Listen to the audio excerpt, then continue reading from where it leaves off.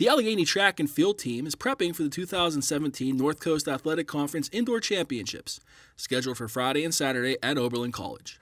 In his first season as the Gators head coach, Justin Linzy is excited about what he has seen from his team so far. It's been fun. It's a good group of kids. Obviously, there was a little bit of an adjustment period with the new coaching staff coming in, but cross country was a lot of fun. Obviously, being conference champions, and now here in indoor season, trying to keep that momentum going. It's been a challenge, but it's been a lot of fun, and the kids are working hard and doing well for things. Senior Dan Cheung, the veteran leader of the team's distance contingent, feels that his group is approaching peak form after a bit of a slow start to the indoor campaign. Indoor season's it's always a little tough, especially around here. Meadville weather isn't too kind, but and it always picks up a little slowly. But we got some decent times in, and I think we're looking to approach this conference meet as aggressively as ever. I think we could, especially on the distance side. I know we think that we've got what it takes to take home a lot of points, and so I think just going into it confident, getting ready to race, not taking anything for granted, and just doing the best we can. I mean, I know I can speak for the seniors. We got one shot, as far as indoor goes to start a big wave, and so I think we've got a good attitude going into this. 4 months removed from winning the NCAC Cross Country Championship and placing in the top 20 at the NCAA Division III Championships, the Gator men's and women's distance runners look primed to lead the way at the Indoor Track and Field Championships. The teams enter the weekend with a heavy presence among the top 3 seeds in each distance race, and Cheung feels that their success, both throughout this season and the cross country season, should help bolster their performance this weekend. The experience that we have has sort of allowed us to feel confident, at the beginning of the race, but also in the middle of the race when we know that things are starting to heat up. And we have enough experience to understand and be able to predict things that are going to happen. And so, and I think just being close with one another, it helps us sort of stay motivated. Because what you're running for and who you're running for, and no better group of guys, I could say that. That crew is the strength of our program right now. As we continue to build and grow, hopefully we can become more balanced, but the expectation for that crew remains the same, and to continue to perform well at a high level and to score a lot of points for our team. And they will. I'm pretty confident that they will respond to that challenge and continue to perform at a high level. Like the distance group, the Gator throwers have also turned heads so far this season.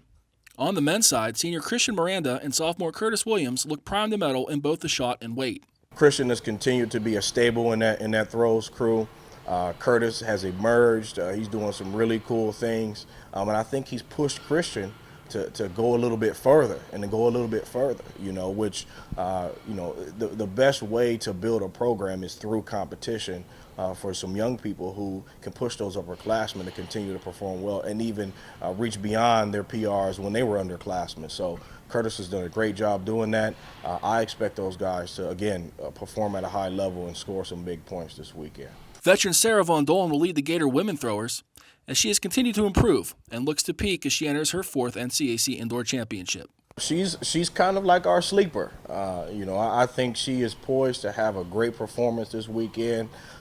She has not felt like she has reached her full potential thus far this season. I know she's been working on some things that I think is going to serve her well come conference championship time this weekend. So I'm counting on her to kind of be a sleeper this weekend, if you will, for lack of a better term. The sprint contingent has been led by senior Amanda Balzer, who is just 2 weeks removed from setting a school record in the 60-meter hurdles. 2 other veterans, Alan Baugh and Andre Bryan, have also been solid this winter, while freshman Tori Valikovic has turned in an impressive rookie campaign. Amanda's done a great job. I believe coming into this season, she had never run faster than 9:42 in the hurdles. Having broke the school record this year, she's done a fantastic job. Alan has continued to be a leader on the team as team captain, doing a great job. Andre's performed well now that we got him back healthy.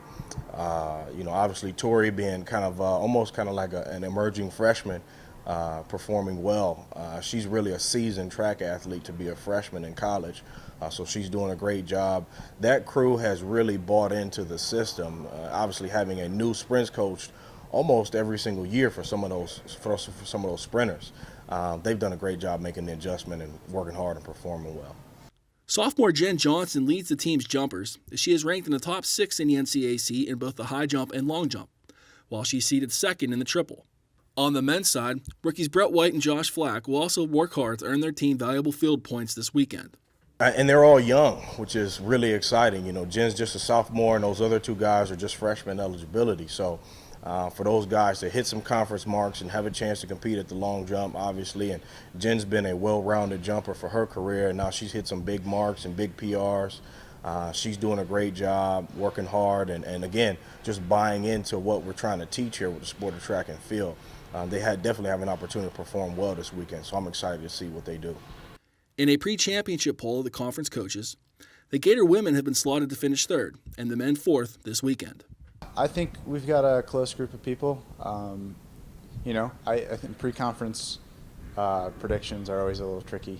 I mean, they're even tricky in cross when it's just one event, but, you know, to try and predict who's going to come out of what and what races and track, it's kind of difficult. But, you know, it's not unreasonable that people think we're going to get fourth. That's where we were last year, or roughly that.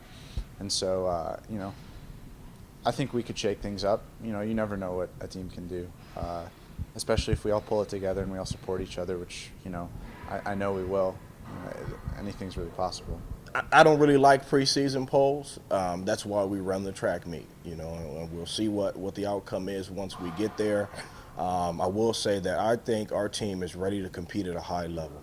And I think if they go and do the things that they have been coached to do and they do the things that they're capable of doing, I think that team will do really well this year, both on the men and the women's side. So I'm just excited to be a part of the process. I'm happy to be here, excited to be here, and I just want to see them compete. So it's all good all the way around.